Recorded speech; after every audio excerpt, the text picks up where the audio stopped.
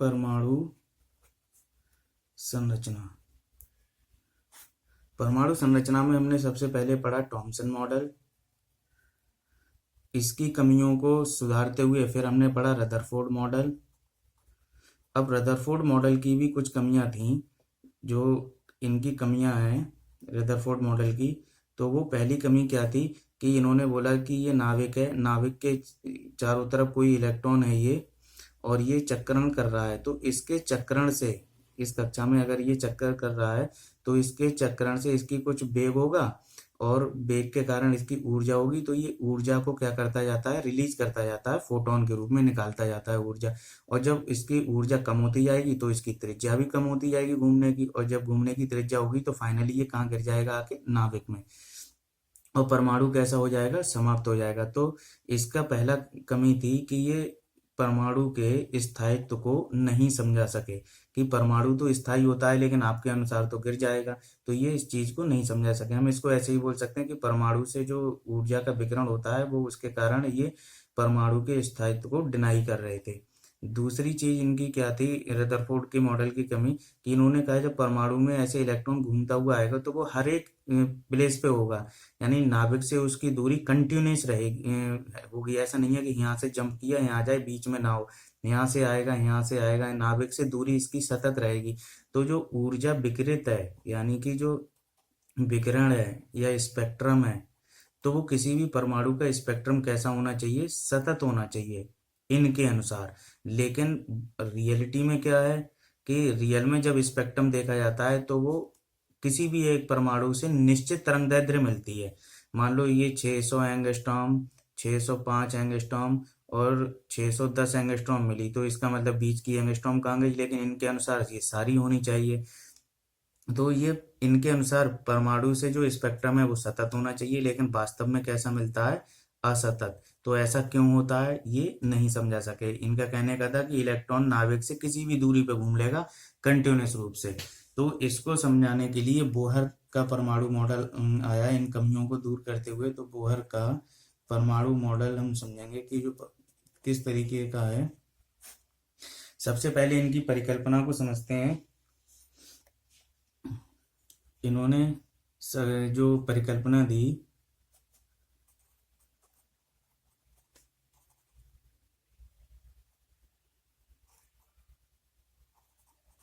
जिसे हम बोलते हैं क्वांटीकरण परिकल्पना।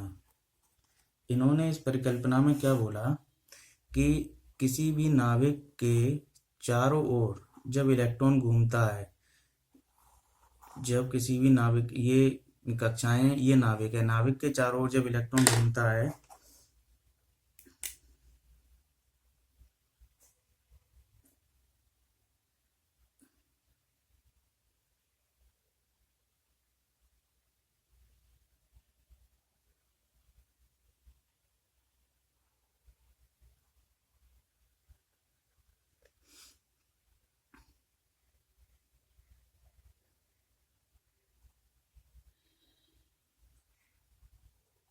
तो ये जब इलेक्ट्रॉन घूमता है तो इलेक्ट्रॉन के लिए डी ब्रोगली ने क्या बताया है कि इलेक्ट्रॉन अगर तेज रूप से चले, हाई वेलोसिटी से, उच्च वेलोसिटी हो, तो उस वेलोसिटी, लेकिन ये लेस देन सी होना चाहिए, उच्च वेलोसिटी से चलेगा तो ये तरंग की भांति व्यवहार करता है। अब किसी कक्षा में घूम रहा है, मान लो पहली में, दूसरी में, तीसरी, मान लो एनवीं कक्षा में घूम रहा है, तो जो एक चक्कर पूरा करने में लगा समय तो आवर्तकाल होता है। अब जब तरंग है तो उसके संगत तरंगदैर्घ्य भी होगी, उसके तरंग संगत तरंगदैर्घ्य होगी। तो उन्होंने क्या बोला कि कक्षा का आकार मल्टीपल गुणांक होता है जो तरंगदैर्घ्य वो उत्सर्जित करता है। जो तरंग बने, इलेक्ट्रॉन चलेगा, चलने से उसकी डी ब्रोगली तरंग बनेगी, और डी ब्रोगली तरंग दैर्ध्य होगी उस तरंग की।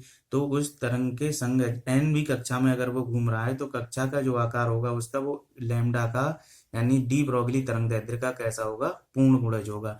अब कक्षा का आकार कितना होगा, 2πr n, जहाँ एन, आर एन क्या है, एनवीं कक्षा की त्रिज्या, एन लैम्डा। अब लैम्डा जो होता है इनका वो क्या होता है, h/mv, अगर इसकी कक्षा में वेग कितना है, v है, तो कितना होगा, h/mv। अब देखें यहाँ से, अगर nवीं कक्षा है तो mvn हो जाएगा। अब हम देखें इसके लिए, तो यहाँ से 2 r, इसको यहीं लिख देंगे h/mv। यहाँ से देखें mvr यहाँ पहुँचेगा इक्वल टू n/2 इधर पहुँचा, और यहाँ क्या रह गया, h। mvr ये क्या होता है, कोणीय संवेग, इसका वेग vn है, तो ये nवीं कक्षा का कोणीय संवेग। तो इसे हम L से प्रदर्शित करते हैं, L इक्वल टू mvnr बराबर nh/2। तो उन्होंने क्या बोला कि कोई भी इलेक्ट्रॉन, जैसे ये कह रहे थे कि हर जगह घूम लेगा, ऐसा नहीं है। उन्होंने इसे कक्षा का क्वांटीकरण कर दिया। उन्होंने बोला कि कोई भी इलेक्ट्रॉन उसी कक्षा में चक्रण करता है जिसमें उसका कोणीय संवेग h/2 का पूर्ण गुणज होता है। अब h तो है प्लांक कांस्टेंट, इसकी वैल्यू फिक्स है, 2 की भी फिक्स है, तो इस पूरे का गुणांक होना चाहिए। अब n की वैल्यू कितनी हो सकती है, 1 2 3 4, यानी पूर्ण गुणज होगा। ऐसा नहीं होगा कि 1.3 आ जाए, ये नहीं हो सकता। 1.7 नहीं हो सकता। 3/2 यानी कि 1.5 नहीं हो सकता। पूर्ण गुणज होगा 1 2 3 4 5, और कहाँ तक, इन्फिनिटी तक। तो उन्होंने बोला, इसे बोलते हैं बोहर का क्वांटीकरण परिकल्पना, यानी कि उन्होंने कक्षाओं को क्या कर दिया, क्वांटीकृत कर दिया। जहां जो n है, इसको उन्होंने बोला मुख्य quantum number, principal quantum number, यानी मुख्य क्वांटम संख्या। n को उन्होंने क्या बोला, मुख्य क्वांटम संख्या। तो इस तरीके से जो इलेक्ट्रॉन होता है वो हर एक कक्षा में नहीं घूमता, वो उसी कक्षा में घूम सकता है जिसमें उसका कोणीय संवेग h/2 का पूर्ण गुणज होता है। इसके आधार पर उन्होंने परमाणु को समझाया किस तरीके से। ये तो बोहर का परिकल्पना थी क्वांटीकरण की।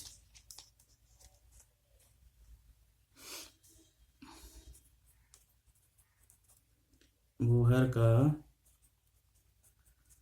परमाणु मॉडल, उन्होंने इसमें रदरफोर्ड को भी लिया और प्लस प्लांक को भी संयुक्त किया। जो प्लांक का एनर्जी क्वांटा था, फोटोन का रूप, उसको भी लेके उन्होंने अपना एक मॉडल दिया, परमाणु मॉडल उन्होंने अपना एक दे दिया, जिसमें रदरफोर्ड को उन्होंने पूरी तरह डिनाई नहीं किया, क्योंकि बहुत सारी बातें रदरफोर्ड की सही थी। तो सबसे पहली चीज क्या बताई इन्होंने कि परमाणु का आकार गोल होता है, उसका समस्त धनावेश उसके नाभिक पे केंद्रित होता है, और उसका द्रव्यमान भी उसी के नाभिक में केंद्रित होता है। तो नाभिक केंद्रीय, पहला उन्होंने नाम दिया अपने कॉन्सेप्ट को नाभिक केंद्रक, जहां इसका समस्त द्रव्यमान रहेगा, द्रव्यमान लगभग पूरा द्रव्यमान, लगभग समस्त द्रव्यमान। दूसरी चीज इसमें क्या होगी कि समस्त धनावेश केंद्रित होगा, और आकार इसका कैसा होगा, सूक्ष्म आकार। सूक्ष्म आकार मतलब 10⁻⁻15 मीटर की कोटि का ये नाभिक रहेगा। पहला कॉन्सेप्ट उन्होंने ये दिया। दूसरा उन्होंने क्या दिया अपने मॉडल के लिए कि उन्होंने बोला, अभी हमने पीछे वाले उसमें देखा था कि जब कोई इलेक्ट्रॉन नाभिक के चारों ओर घूमता है, तब वो उसी कक्षा में घूम सकता है जिसमें कक्षा में कोणीय संवेग कितना होना चाहिए, h/2 का पूर्ण गुणज होना चाहिए, यानी कि L बराबर जो उसका mvr है वो NH/2 पाई के बराबर होना चाहिए। दूसरी चीज इन्होंने पहली बताई कि नाभिक का स्थायी है, दूसरी कक्षा में बोला उन्होंने इसे बोलते हैं कक्षाओं का क्वांटीकरण, कक्षा का क्वांटीकरण, कि वह उसी कक्षा में घूम सकता है जिसमें उसका कोणीय संवेग H/2 पाई का पूर्ण गुणज होता है। अगली चीज उन्होंने क्या बताई थी, जो इन्होंने पीछे रदरफोर्ड ने बोल दिया था कि ये घूमता हुआ इसमें आ जाएगा, ये इसके स्थायित्व को नहीं बता पाए थे। तो उन्होंने कहा कक्षा में चक्रण करता इलेक्ट्रॉन कभी ऊर्जा रेडिएट नहीं करेगा, नहीं करता। ये कक्षाएं, इसका मतलब क्या हुआ, ये कक्षाएं स्थायी होती हैं। कैसी होती हैं? ये कक्षाएं स्थायी होती हैं। जैसे उन्होंने बोला था कि वो घूम रहा है इलेक्ट्रॉन तो वो यहाँ से ऊर्जा रेडिएट कर देगा, लेकिन उन्होंने कहा नहीं, ऐसा नहीं होता। वो जिस कक्षा में घूम रहा है उस कक्षा में वो घूमता रहेगा, और इसके स्थायित्व के लिए जो घूमने के लिए अभिकेंद्र बल चाहिए, जो घूमने के लिए अभिकेंद्र बल चाहिए, वो किससे मिलेगा?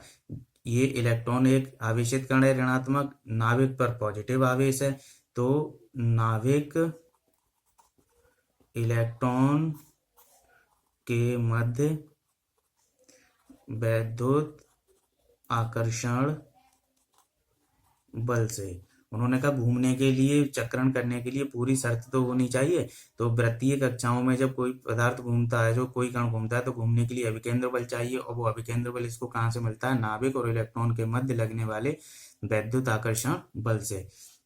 तो फिर रदरफोर्ड ने ही पूछा उनसे कि भाई फिर बताओ, इसका जो रेडिएशन होता है, परमाणु में से जो ऊर्जा का विकिरण होता है वो कैसे होता है? तो इसके लिए उन्होंने बोला कि जब इलेक्ट्रॉन स्थायी चक्रण कक्षा में अतिरिक्त ऊर्जा मिलती है, उसे क्या मिलती है? अतिरिक्त ऊर्जा लेकर उच्च कक्षा में जाता है, यानी पहली कक्षा में था, उसे कुछ बाहर से ऊर्जा मिली तो वो ऊंची कक्षा में चला गया, उच्च कक्षा में जाकर अति सूक्ष्म समय अंतराल में वापस स्थायी कक्षा में आता है, तथा आते समय ऊर्जा का रेडिएशन करता है, आते समय ऊर्जा का रेडिएशन करता है, या फोटोन का। उन्होंने कैसे बोला? अगर ये नाभिक है, ये एक कक्षा और ये दूसरी कक्षा, अब इस कक्षा में है तो इस कक्षा में इसकी ऊर्जा होगी E1। इस कक्षा के लिए देखो, हर एक कक्षा के लिए घूमे इलेक्ट्रॉन या ना घूमे, संवेग तो फिक्स है ना, H/2 पाई फिक्स है, n=1 यहाँ, तो ये इसका संवेग फिक्स हो गया, यहाँ संवेग फिक्स हो गया, अगली वाली का संवेग फिक्स हो जाएगा। और जब संवेग है तो इसकी अपनी कक्षाओं की ऊर्जाएं भी फिक्स होंगी, अभी देखेंगे किस तरीके से। तो ये E1 है, मान लो इसकी ऊर्जा कितनी है? E2। इलेक्ट्रॉन को बाहर से कुछ ऊर्जा मिली और इलेक्ट्रॉन यहाँ से यहाँ गया, जब वो यहाँ से यहाँ आएगा तब ये E2 की वैल्यू ज्यादा है E1 से, तो यहाँ आएगा तो तभी तो रह पाएगा यहाँ, जब उसके पास E1 ऊर्जा हो। तो E2 में से कुछ ऊर्जा को वो रेडिएट करेगा, तो E2 माइनस E1, और ये मान लो डेल्टा E ऊर्जा इसने निकाली, तो E2 minus E1 equal to ऊर्जा किसके रूप में निकालेगा? आते समय फोटोन के रूप में। आते समय ऊर्जा किसके रूप में निकालेगा? जो ऊपर से यहाँ नीचे आएगा, फोटोन के रूप में, और यहाँ इसने अवशोषित किया था फोटोन, तो h न्यू, जहाँ न्यू क्या है? फोटोन की आवृत्ति। तो इसे आवर्ती का क्वांटीकरण भी कहा जाता है, आवर्ती या ऊर्जा का क्वांटीकरण। तो उन्होंने रेडिएशन के लिए क्या बताया कि जब कोई परमाणु अपनी स्थायी कक्षा में कुछ निश्चित सर्टेन एनर्जी लेता है, तो उतनी एनर्जी लेकर वो उच्च ऊर्जा में स्तर में जाता है और वहां पर वो तुरंत आ जाता है लौटकर 10⁻⁸ सेकंड के अंदर ही वापस आ जाता है। आते समय दोनों कक्षाओं के अंतर के बराबर इसकी ऊर्जा 10 इलेक्ट्रॉन वोल्ट है, इसकी 8 इलेक्ट्रॉन वोल्ट है, तो 10⁻8 2 इलेक्ट्रॉन वोल्ट की ऊर्जा रेडिएट करेगा। ऊर्जा कौन से रूप में? फोटोन की, उसकी कुछ वेवलेंथ होगी, उसकी कुछ फ्रीक्वेंसी होगी। अगर चाहें तो हम इसको फिर फ्रीक्वेंसी वो सॉरी वेवलेंथ की फॉर्म में लिख सकते हैं hc/λ। तो यहाँ से लैम्डा कितना आ जाएगा? hc/E2 - E1। इतनी फ्रीक्वेंसी का फोटोन यहाँ से निकालेगा। तो ये चार उन्होंने मॉडल दिए अपने। एक नाभिक का केंद्रक होना, उसी कक्षाओं में इलेक्ट्रॉन का घूमना जिसमें वह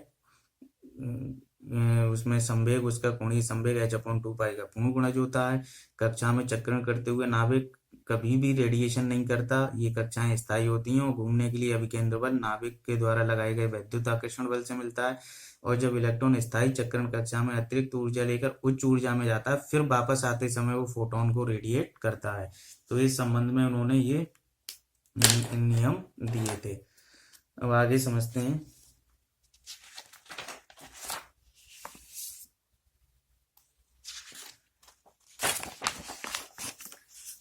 अब किसी ने उनसे कहा, भाई आपने इतना सारा ये सब कुछ समझाया, इसको एग्जाम्पल दे के समझाओ। तो उन्होंने सबसे सिंपल जो परमाणु है वो लिया। तो उन्होंने सबसे जो सिंपल परमाणु है वो हाइड्रोजन का है। तो बोहर का हाइड्रोजन लाइक मतलब सदृश परमाणु मॉडल, यानी कि उन्होंने जो हाइड्रोजन की तरह परमाणु होते हैं उनके लिए उन्होंने बोला कि मॉडल कैसा होना चाहिए। उन्होंने सबसे सिंपल, कोई एग्जांपल लेते हैं ना तो सबसे सिंपल लेते हैं, तो उन्होंने सबसे सिंपल परमाणु लिया। वो कौन सा है? हाइड्रोजन। अब हाइड्रोजन के नाभिक पर जो आवेश होता है वो किसी के नाभिक पर आवेश होता है वो जेड ही होता है। तो हाइड्रोजन के लिए जेड बराबर कितना होता है? 1। अब मान लो ये कक्षा है इसकी कोई,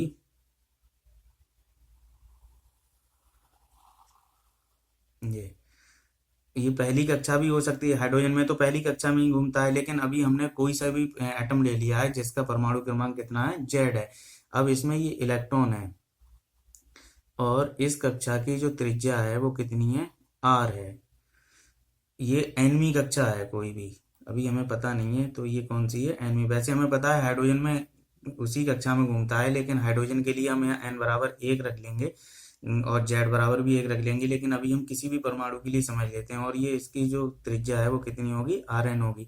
इस कक्षा में इसका वेग, किसी कक्षा में उसका जो रेखीय वेग होगा वो हमने मान लिया कितना है? बी एन है। तो इसके लिए हम सबसे पहले देखेंगे कि कक्षा की त्रिज्या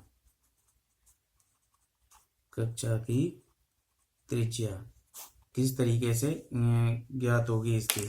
तो उन्होंने सबसे पहली चीज उन्होंने बोली है कि इसके लिए जो परमाणु घूम रहा है इसमें, तो घूमने के लिए अभिकेंद्र बल वैद्युत आकर्षण बल से प्राप्त होगा।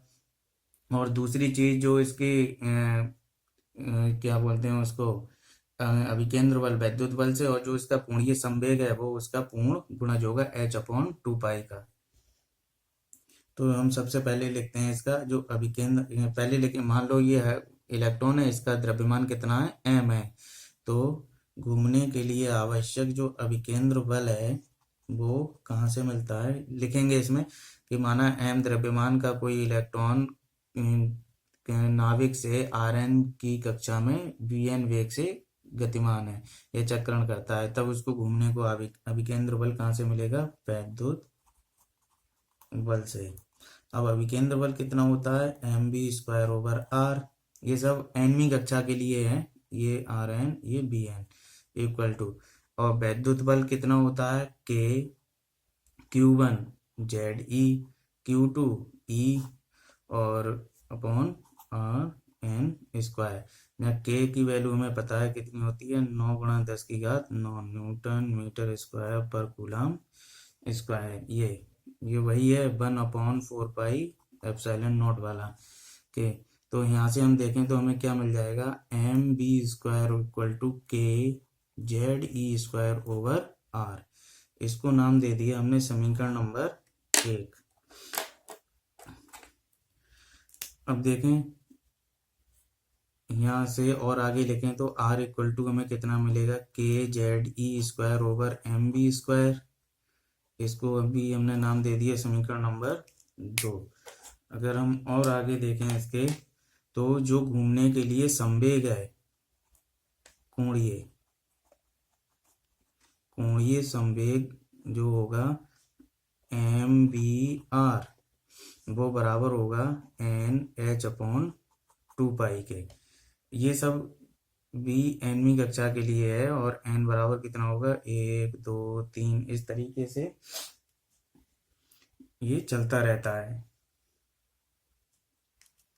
अब हम देखें यहाँ से हमारा उद्देश्य है कक्षा की त्रिज्या निकालना। तो यहाँ से देखेंगे nवीं कक्षा की त्रिज्या, nवीं कक्षा की त्रिज्या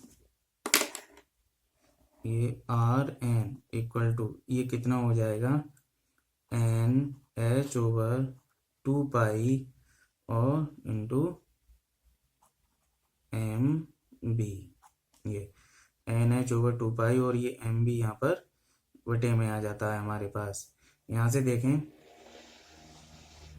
इसको भी हम नाम दे सकते हैं, समीकरण नंबर मान लो 3 दे दिया। अब जब हमने इसको समीकरण नंबर 3 दे दिया तो यहाँ से हमें v की वैल्यू मिलेगी। यहाँ से हमें किसकी वैल्यू मिलेगी, v की वैल्यू। और v की वैल्यू कितनी होगी, देखेंगे यहाँ से v की वैल्यू जो हमें ऊपर से r की वैल्यू हम यहाँ लगा सकते हैं कितनी है, समीकरण 2 से r का मान रखने पर, समीकरण 2 से r का मान रखेंगे तो देखें कितना मिलेगा, KZE² over MB² equal to NH/2πm into v। यहाँ से देखें बहुत कुछ कैंसिल होगा। यहाँ से कैंसिल करने के लिए क्या क्या कैंसिल हो सकता है, m से m कैंसिल हो गया और एक b से एक b कैंसिल हो जाएगा। तो यहाँ से हमें क्या मिलेगा, KZE² इंटू 2π इधर गया over NH equal to b की वैल्यू होगी 2π KZE² ओवर NH और इसको नाम दे दिया हमने समीकरण नंबर 4। अब देखें b की वैल्यू हम समीकरण 2 में लगाएं तो कितनी आ जाएगी, समीकरण 3 में लगा दें तो b की वैल्यू से हमें त्रिज्या मिल जाएगी r। समीकरण 3 में r इक्वल टू NH/2πm, ये 1/b हो जाएगा। तो 1/b को हम उल्टा करके लिख सकते हैं तो ये हो जाएगा NH/2π KZE²। अब यहाँ से देखें कितना मिल जाएगा, ये n² h²/4π² MKZE²। इस तरीके से ये हमें मिल जाएगा। तो किसी nवीं कक्षा की त्रिज्या का जो सूत्र हो गया वो क्या हो गया,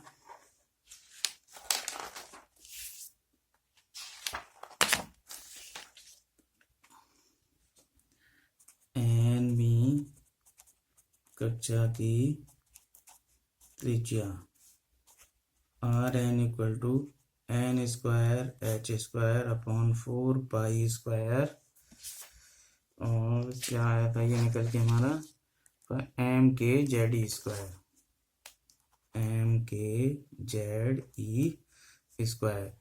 अब देखें h constant, 4π² constant, m electron का मास कांस्टेंट, k की वैल्यू कांस्टेंट और z किसी भी परमाणु के लिए फिक्स होगा, e की वैल्यू कांस्टेंट है। यहाँ से हमें पता चला कि जो Rn है वो डायरेक्ट प्रोपोर्शनल होता है n² के, यानी किसी भी परमाणु की जो कक्षा की त्रिज्या है R1 अनुपात R2 अनुपात R3 वो 1 अनुपात 2 का स्क्वायर 4 अनुपात 3 का स्क्वायर 9 इस अनुपात में आगे की ओर चलती हैं। तो इस तरीके से जो हम यहाँ पर हाइड्रोजन परमाणु की त्रिज्या निकालते हैं तो वो n स्क्वायर के अनुपात में आगे बढ़ती जाती है। अगर किसी की पहली कक्षा की त्रिज्या 10 है तो दूसरी वाले की उसकी 4 गुनी हो जाएगी, यानी कि कितनी हो जाएगी, 40 हो जाएगी। इसी के अंदर एक पार्ट आता है बोहर त्रिज्या। बोहर त्रिज्या, अब जो बोहर त्रिज्या है वो क्या है, हाइड्रोजन परमाणु की प्रथम कक्षा की त्रिज्या क्या कहलाती है, बोहर त्रिज्या कहलाती है। यानी कि हाइड्रोजन परमाणु की जो पहली कक्षा की त्रिज्या होगी वो क्या कहलाएगी, बोहर त्रिज्या। अब देखें तो किस तरीके से इसमें निकालेंगे। n इक्वल टू तो 1 लगाना पड़ेगा और z इक्वल टू 1, तो ये r1 पहली कक्षा की त्रिज्या कितनी हो जाएगी इसकी, h square over 4 pi square m के z की वैल्यू 1 e स्क्वायर। अब इन सभी के मान हम यहाँ पर अगर रखेंगे तो देखो कितना मिलता है हमें, h की वैल्यू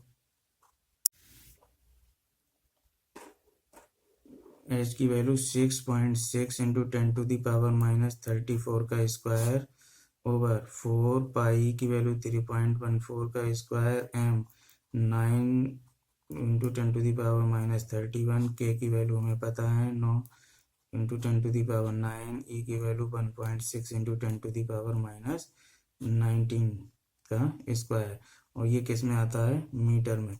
अगर इसको हम सॉल्व करें तो 0.53 इंटू 10⁻10 मीटर आ जाएगा, और ये कितना लिख सकते हैं, 0.53 एंगस्ट्रॉम।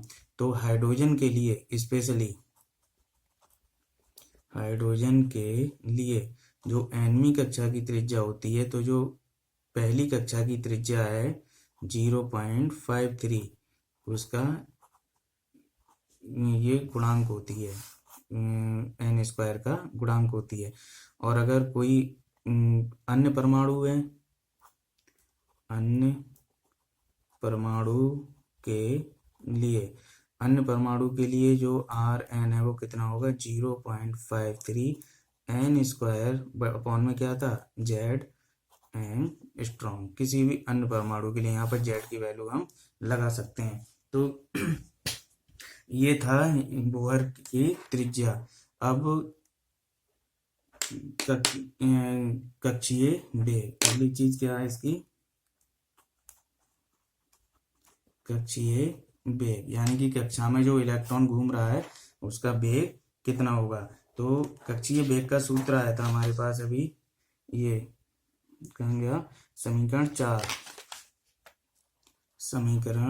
4 से nवीं कक्षा का वेग जो है 2 पाई के जेड ई स्क्वायर, 2 पाई के Z E square over NH। अब 2 पाई के Z E square into NH। अब इसमें देखें Bn 2 पाई के जेड ई एच, ये कांस्टेंट है, ये 1 कितना रह गया, n। ठीक है, हाइड्रोजन परमाणु की प्रथम कक्षा के लिए, हाइड्रोजन परमाणु की प्रथम कक्षा के लिए देखें तो V1 बराबर 2 पाई, Z बराबर 1 और N बराबर 1, तो 2 पाई के ई स्क्वायर अपॉन H ये रह गया।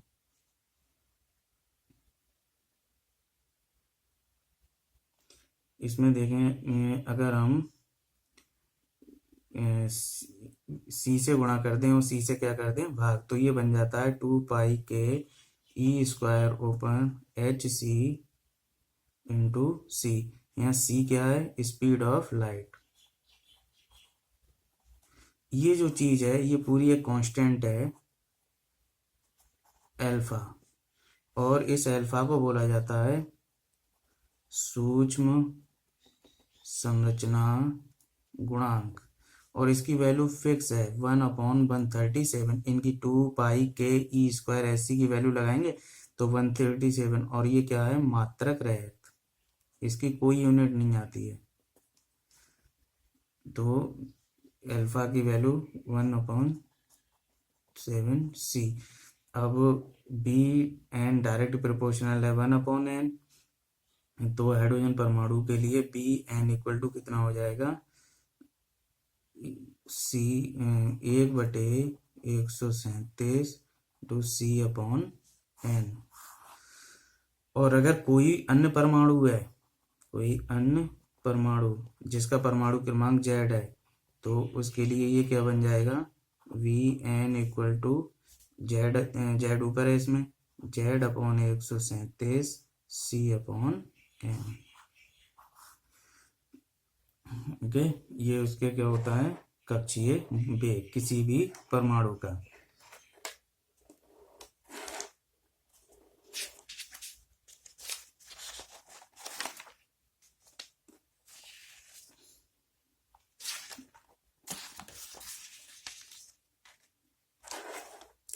अब हम देखेंगे ऊर्जा।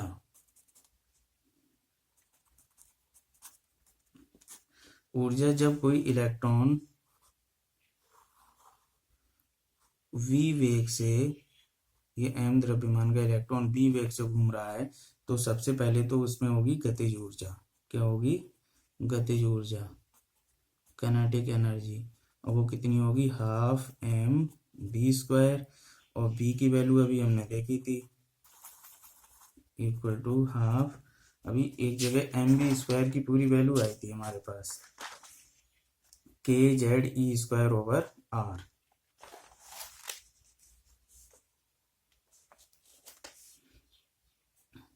kZe²/r, ये हो गई इसकी काइनेटिक एनर्जी। अच्छा, दूसरी, ये इस पे Ze है और ये इनके बीच की दूरी r है दोनों की, तो इनकी क्या होगी, वैद्युत स्थितिज ऊर्जा। वैद्युत स्थितिज ऊर्जा। अब वैद्युत स्थितिज ऊर्जा यानी कि पोटेंशियल एनर्जी, वो कितनी होगी, K(Q1Q2/r). तो K(Q1) की जगह है Ze, Q2 की जगह -e इलेक्ट्रॉन ओवर r। तो पोटेंशियल एनर्जी कितनी हो गई, K माइनस का Ze²/r। ये देखें, ये इसकी जस्ट डबल है, -2 kZe²/12 r। ये तो ये -2, और ये क्या है, काइनेटिक एनर्जी, यानी कि जो पोटेंशियल एनर्जी होती है वो काइनेटिक एनर्जी की डबल होती है, लेकिन कैसी होती है, ऋणात्मक। कुल ऊर्जा, कुल ऊर्जा E इक्वल टू कितनी होगी इसकी, Ke प्लस Pe। Ke की वैल्यू कितनी है, 12 kZe²/r। इसकी वैल्यू कितनी है, -kZe²/r। आधे में से एक जाएगा तो माइनस का आधा बचेगा, kZe²/r। तो जो कुल ऊर्जा होती है E, इधर लिख देते हैं, जो कुल ऊर्जा E है वो माइनस होती है काइनेटिक एनर्जी की, के बराबर होती है, लेकिन माइनस होती है। जबकि पोटेंशियल एनर्जी भी माइनस होती है, लेकिन काइनेटिक एनर्जी की कैसी होती है, डबल होती है। तो E बराबर हो गया हमारा -1/2 kZe²/r। अब हम r की वैल्यू यहाँ लगा सकते हैं, तो -kZe²/2, r की वैल्यू अभी हमने पीछे निकाली थी, कितनी आई थी, ये n²h²/4π² kz। ये तो उल्टा करेंगे इसे, तो ये हो जाएगा 4π² mkZe²/n²h²। यहाँ से अगर हम देखें तो इससे ये 2 से 2 कैंसिल हो जाएंगे, तो E इक्वल टू कितना मिलेगा, -2π² एम सिंगल बचा, के स्क्वायर, फिर जेड स्क्वायर और ई की पावर बचा 4 over N square H square. इसको हम देखें तो -2 पाई स्क्वायर एम के स्क्वायर ई की power 4 over H square into यहाँ बचा Z square over N square, ये लिख सकते हैं 2 पाई स्क्वायर एम के स्क्वायर ई की power 4 Z square over N square E square. अब इसमें देखें हमने क्या काम किया, एच सी से गुणा किया और एच सी से भाग किया, तो देखो e equal to -2 pi square M के स्क्वायर ई की power 4 c h cube into h c z square over N square, ये बच जाता है 2 पाई स्क्वायर एम के स्क्वायर ई की पावर 4 सी एच क्यूब। अब ये जो है 2 पाई, इन सब की वैल्यू है फिक्स, तो ये हो जाता है आर एच लिख दिया जाता है इसके लिए, तो ये होता है 2 पाई स्क्वायर एम के स्क्वायर ई की पावर 4 बटे सी एच क्यूब। इसको बोलते हैं रिडवर्ग नियतांक, और इसकी वैल्यू, इन सबको वैल्यू लगाएंगे तो इसकी वैल्यू फिक्स आती है 1.097 इंटू 10⁻7 पर मीटर। अब देखें ई की वैल्यू इसमें अगर हम लगाएंगे तो -RHC z square over N square, z square over N square. अब इसको और थोड़ा सा देखें,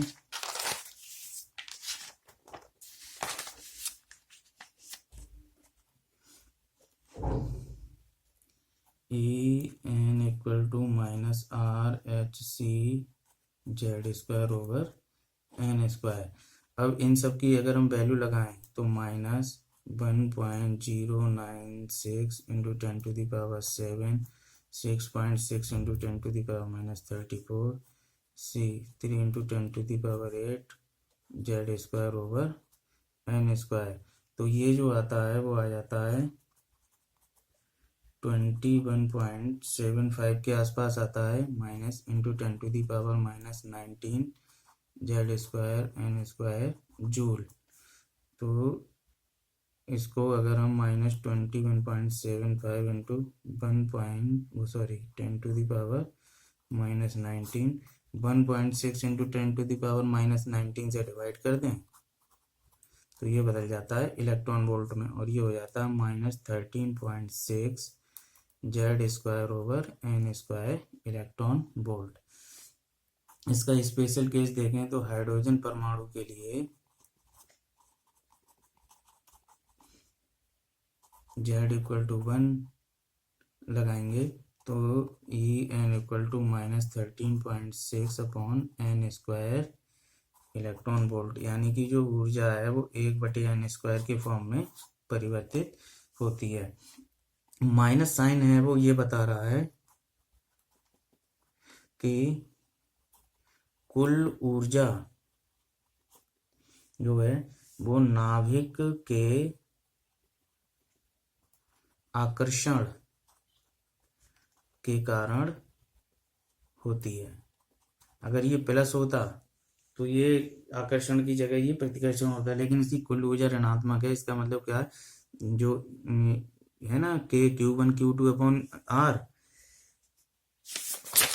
इसमें अभी हमने लगाया था Q1 Q2 ओवर आर, तो ये माइनस इसलिए है क्योंकि नाभिक का आकर्षण है।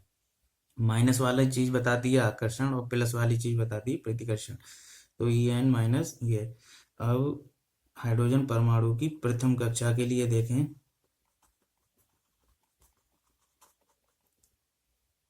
हाइड्रोजन परमाणु की प्रथम कक्षा के लिए n इक्वल टू 1 लगाएंगे तो E1 इक्वल टू हो गया -13.6 इलेक्ट्रॉन वोल्ट।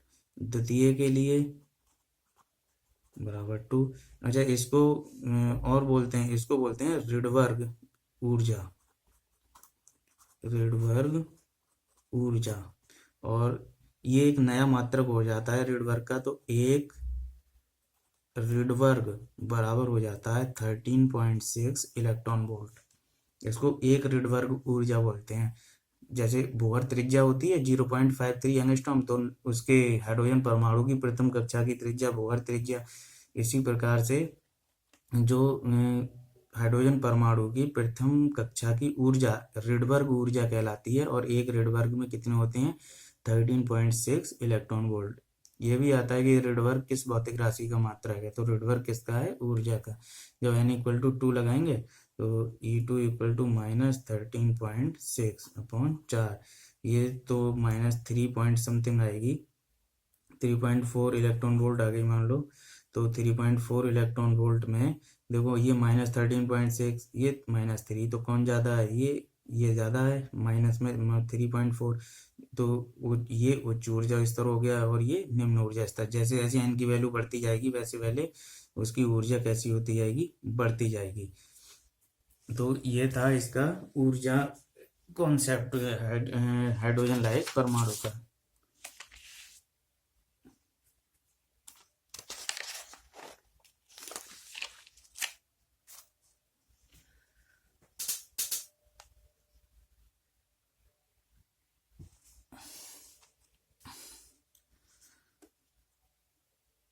हाइड्रोजन परमाणु की स्पेक्ट्रमी रेखाएं, स्पेक्ट्रमी रेखाएं देखते हैं किस तरीके से। यह बना लेते हैं, ये नाभिक, ये पहली कक्षा, ये दूसरी कक्षा, ये तीसरी कक्षा, ये चौथी कक्षा, और ये पांचवी कक्षा, ये छठी कक्षा। ऐसे ही एक और बना सकते हैं, ये सातवीं कक्षा। अब इनके लिए देखें, इनको अगर हम इसकी एनर्जी E1, इसकी एनर्जी E2, ऐसे ही इनको हम बनाएं तो कैसे?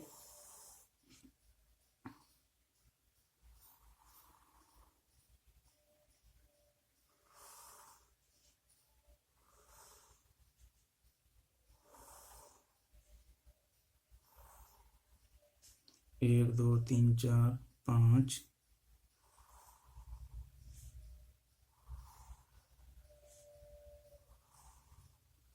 ये 7, ये n=1, n=2, n=3, n=4, n=5, n=6, n=7, n=8। इसका जो इलेक्ट्रॉन है वो मान लो प्रथम कक्षा में है। कहाँ पर है? प्रथम कक्षा में। अब जब इसको इलेक्ट्रॉन को बाहर से ऊर्जा मिलती है तब ये उत्तेजित अवस्था में आ जाता है। कहाँ जाता है? उत्तेजित अवस्था में। तो जब किसी इलेक्ट्रॉन को बाहर ऊर्जा अवशोषित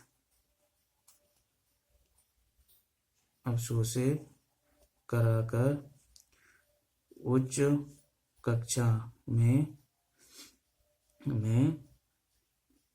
भेजा जाता है, या वो अपने आप चला जाता है, भेजते नहीं है, भेजा जाता है, तब इसे उत्तेजन अवस्था कहते हैं। क्या कहते हैं? उत्तेजन अवस्था। जब परमाणु ने इलेक्ट्रॉन ने ऊर्जा ली और वो अपने उच्च ऊर्जा स्तर में पहुंच गया तो उसको क्या कहेंगे? उत्तेजन अवस्था कहेंगे। और जो इसकी स्थायी, जिस कक्षा में वो पहले से था वो स्थायी कक्षा रहती है। तो उत्तेजित परमाणु देखो पहली कक्षा में है, उत्तेजित होकर कहाँ जा सकता है? दूसरी में। बीच में तो नहीं रुकेगा। फिर कहाँ जा सकता है? तीसरी में। और फिर कहाँ जा सकता है? चौथी में। और फिर कहाँ जा सकता है? पांचवी में। तो लौटकर भी इनसे इधर ही आएगा, लौटकर भी तो इधर ही आएगा। जाते समय वो क्या करेगा? अवशोषण। जब ये E1 और ये E2 इधर से यहाँ जाएगा तो क्या करेगा? ऊर्जा का अवशोषण। और जब वापस आएगा तो क्या करेगा? ऊर्जा का उत्सर्जन। तो हम उत्सर्जन के लिए देख लेते हैं कि अगर वो उच्च ऊर्जा स्तर में ऐसे गया था तो देखो यहाँ से वापस आएगा, फिर यहाँ से वापस आएगा। अगर इसमें गया था, इसमें गया था तो इसमें वापस आएगा, आएगा वो अपनी पहली कक्षा में ही इसमें वापस आएगा।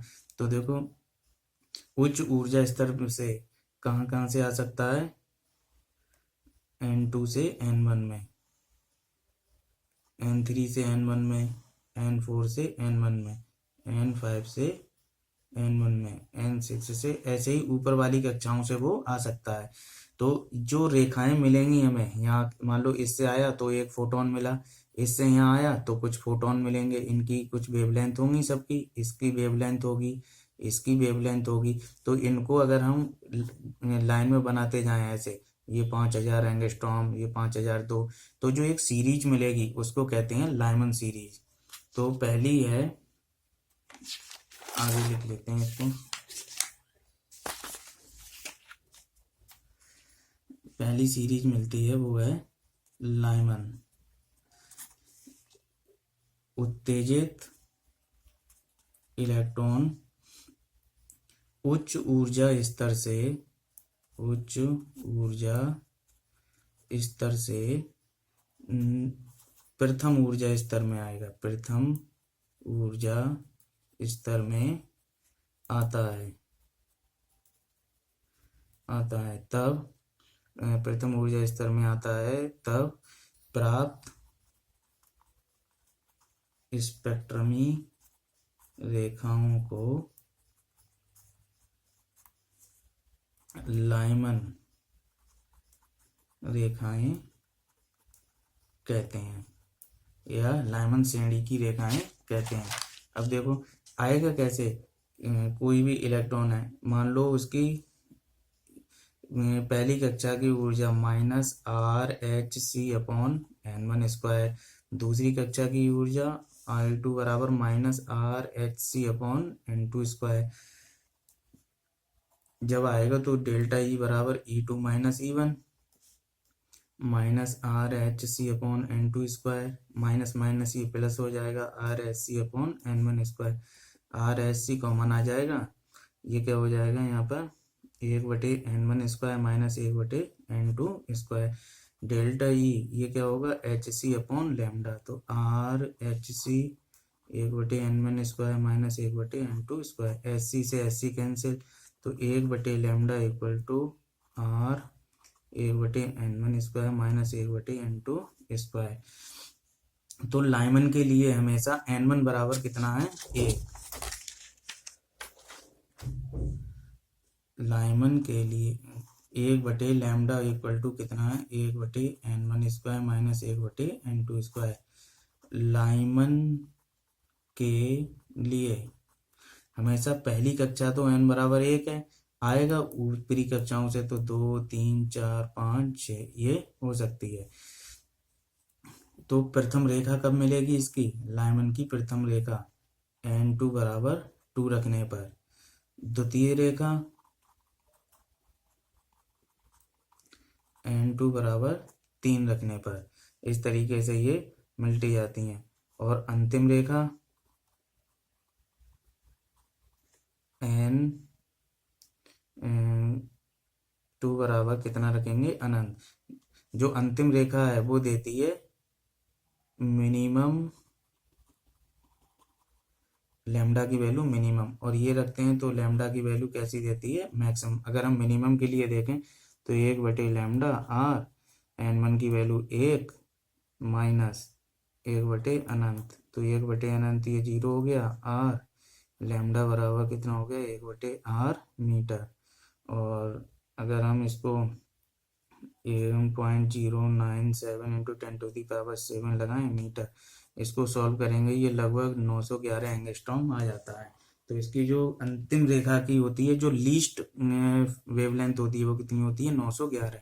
इसका फार्मूला अगर हम सीधे लिखें तो 1/λ equal to R 1/1² minus 1/n², और n बराबर कितना चलता है 2 3 4 5।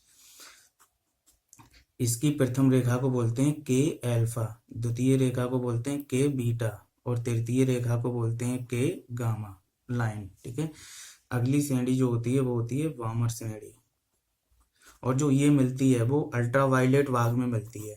जो इसकी वेवलेंथ आती है वो कौन से भाग की आती है? अल्ट्रावायलेट, यानी कि परावैंगनी।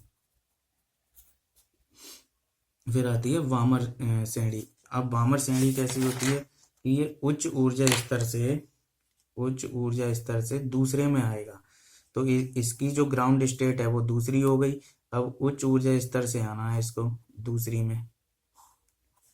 ये इसका पहली वाली से कोई लेना देना नहीं है, क्योंकि ये इसका घर ही पहले दूसरी कक्षा में था, और जब घर इसका दूसरी कक्षा में है तो ये जाएगा तीसरी में, आएगा दूसरी में, फिर चौथी में गया तो यहाँ आएगा, पांचवी में गया तब ये आएगा। तो ये तो थी लाइमन और ये है वामर। तो वामर श्रेणी में उत्तेजित इलेक्ट्रॉन उच्च ऊर्जा स्तर से किस में आता है? द्वितीय में। किस में आता है? द्वितीय में। तो 1/λ equal to R 1/n1 square minus 1/n2 square. n1 बराबर तो इसके लिए है 2 और n2 बराबर है 3 4 5। तो 1/λ इक्वल टू R 1/n1 है 2 का स्क्वायर माइनस 1/n स्क्वायर, और n बराबर इसका कितना चलेगा? 3 4। प्रथम रेखा कब मिलेगी? फर्स्ट प्रथम रेखा 3 पर। यहाँ पर कौन सी मिलेगी? द्वितीय रेखा। और यहाँ पे कौन सी मिलेगी? तृतीय रेखा। इसकी प्रथम रेखा को बोलते हैं H अल्फा, इसको बोलते हैं H बीटा, और इसको बोलते हैं H गामा।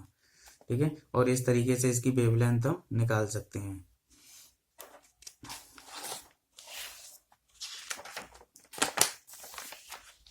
फिर अगली श्रेणी जो होती है वो होती है पाश्चन।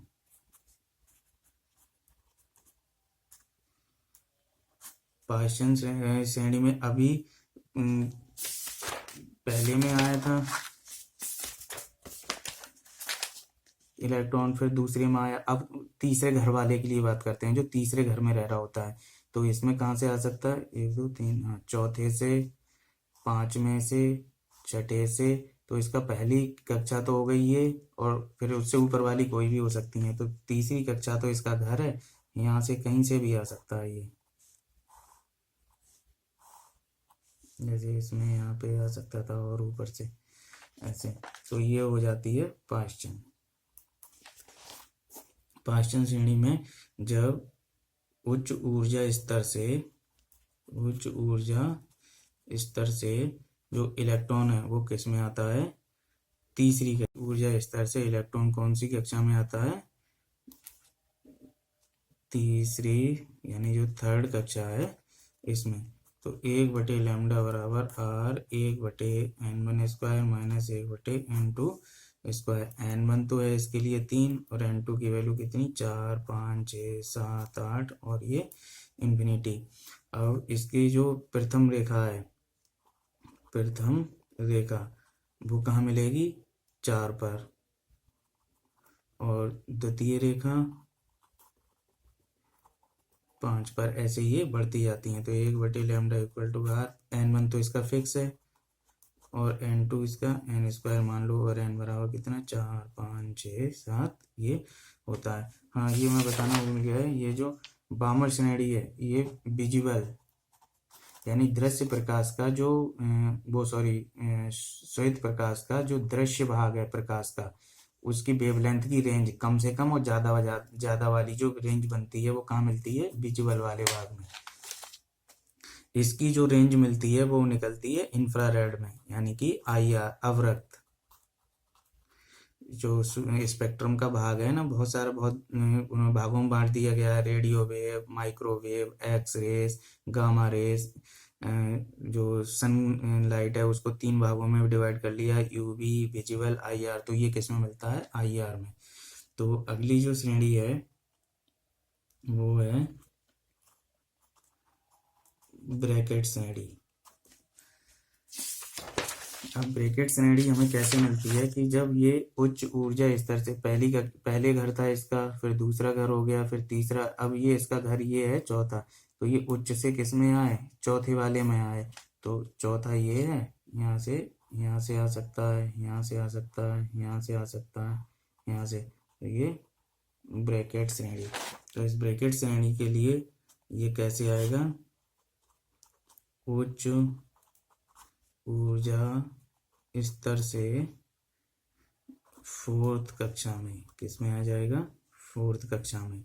तो 1/λ equal to R 1/n1 square minus 1/n2 square. इसके लिए n1 बराबर तो हो गया 4 और n2 बराबर कहाँ से आ सकता है, 5 6 7 8 9 कहीं से भी। अब इसके लिए प्रथम रेखा इस पे मिलेगी, द्वितीय रेखा इस पे मिलेगी और तृतीय रेखा इस पे मिलेगी। और ये भी किस में मिलती है, इसकी वेवलेंथ छोटी से लेके बड़ी तक। सबसे बड़ी वेवलेंथ कहाँ मिलेगी, 5 पर। सबसे छोटी कहाँ मिलेगी, जब n2 की जगह इन्फिनिटी रख देंगे। तो r n1 तो फिक्स हो गया 4 स्क्वायर माइनस 1/n स्क्वायर और n बराबर 5 6 7।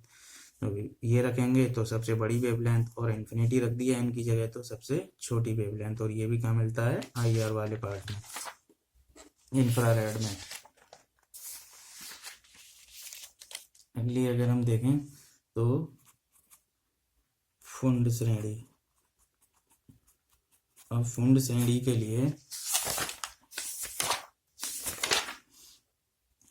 1 2 3 4, अभी 4 घर वालों की, अगर मान लो कोई इलेक्ट्रॉन 5वीं कक्षा में है, यानी घर जिसका पहले से 5वीं कक्षा में है, तो वो उत्तेजित होकर ऊपर जाएगा, ऊपर से नीचे आएगा, 5वीं में आ सकता है। तो n इक्वल टू 5 यहाँ से आ सकता है, और आगे बढ़ा दो, यहाँ से आ सकता है और यहाँ से आ सकता है। तो ये कौन सी है, फुंड श्रेणी। तो जब ये उच्च ऊर्जा स्तर से किस में आएगा, 5 में, 5th कक्षा में आ जाएगा, तो ये फुंड श्रेणी होगी। तो 1/λ equal to R 1/n1 square minus n2 square. n1 तो 5 है इसके लिए और n2 6 7 8, इस तरीके से ये होता जाएगा।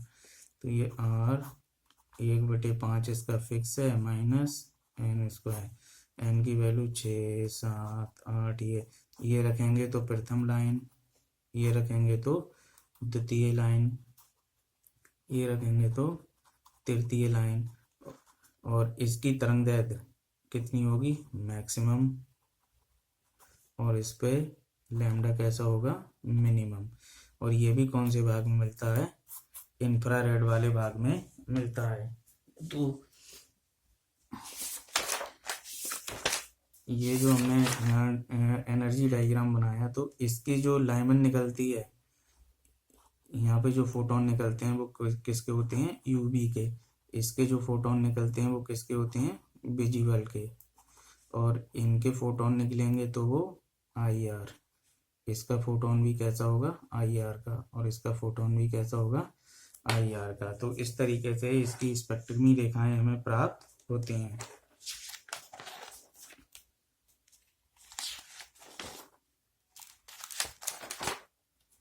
अभी हमने देखा था